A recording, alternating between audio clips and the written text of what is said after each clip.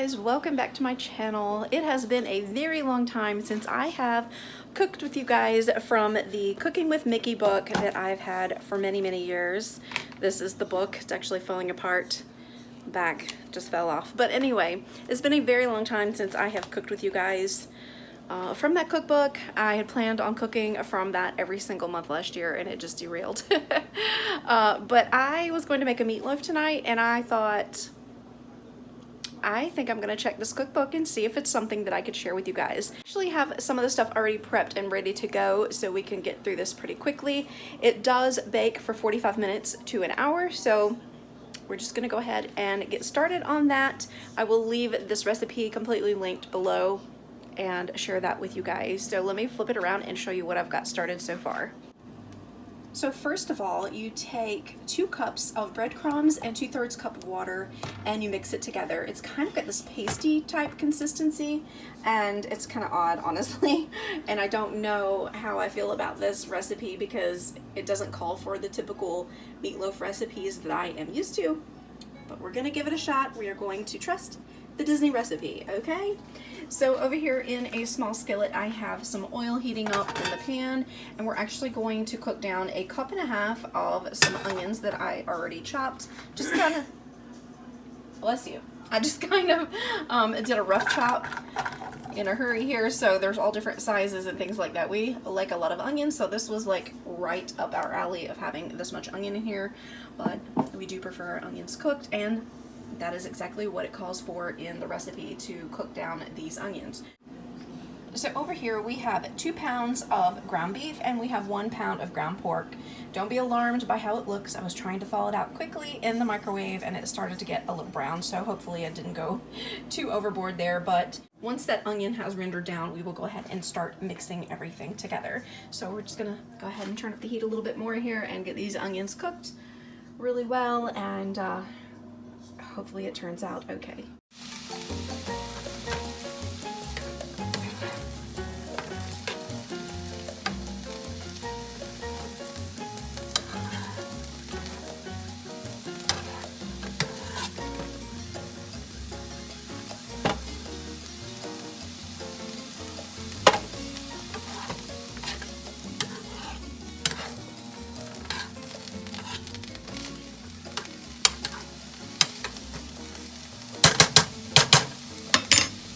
While we're waiting on these onions still, I googled the Chef Mickey's Village restaurant, and apparently, if I'm wrong, please go ahead and correct me. From what I read in my very quick search was that it used to be located where the Rainforest Cafe is at downtown Disney. So let me know if you know anything about that. Like I said, I just did a very quick search, so I don't know if my facts are correct, but if you remember that, if that was a thing before they moved Chef Mickey's to the Contemporary, I would love to know. I was very confused for a minute because I assumed that Chef Mickey's has always been in its current location, but apparently there was an upper floor that played jazz. So I'm like, I'm gonna have to read more about that. So if you know anything about it, please let me know. Tell me all the details. I love hearing about Disney history, so definitely would not be opposed to having a conversation about that. So it looks like these onions are about done. I'm gonna set them off the stove for just a minute or two because it does say to let them cool down slightly. So I think it says slightly, maybe it just says cool down. Let's see, allow to cool. So how cool they need to be, I don't know. Okay, so we're gonna go ahead and add our onions.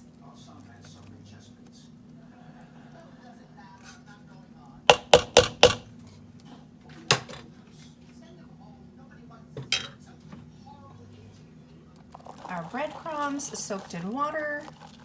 You guys, I am so skeptical about this. Like, there's no tomato, there's no, you know, no traditional ingredients here. I have 1/8 teaspoon of salt, thyme, and garlic that we're gonna add to it. You guys know I love my food seasoned, so I'm struggling really hard with this one. So it also calls for 1 egg,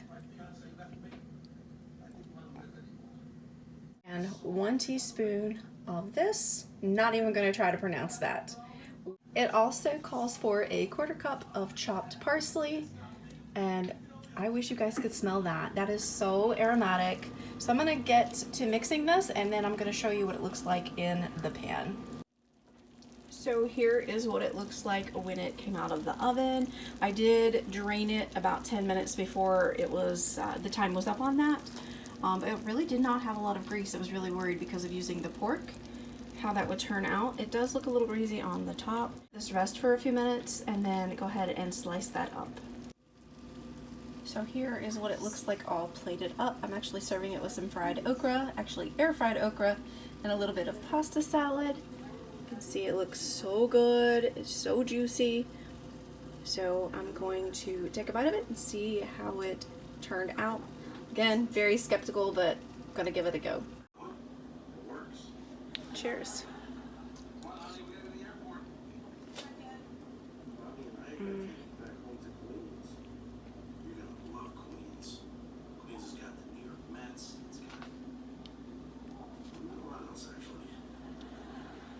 It's not that flavorful, and the texture's a little weird, to be honest, with adding the pork.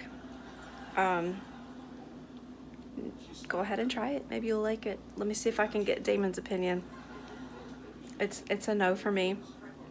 It looks beautiful. It cuts up beautifully. Makes way more than 6 servings, but yeah, I like my meatloaf better. So let's see if Damon agrees. It's fine to me. Good. You like it? No. This doesn't taste like mine. It's still good. To me. It's not bland? No. Oh, okay. See, to me it's really bland. I honestly don't know how I feel about this. To me, the consistency felt a little mushy for my liking, but as you saw, Damon liked it. For me, it's a thumbs down. For him, it's a thumbs up. So with that mixed information, maybe you guys should try it and see if you like it. I will say that it did take 15 minutes longer to cook than it said. It said 45 minutes to an hour. It made it the full hour plus another 15 minutes. So just keep that in mind with your time management where this meatloaf is concerned. So thank you guys so much for watching. I hope you enjoyed it. Hope you enjoyed at least cooking with me anyway. And I will talk to you guys next time. Bye.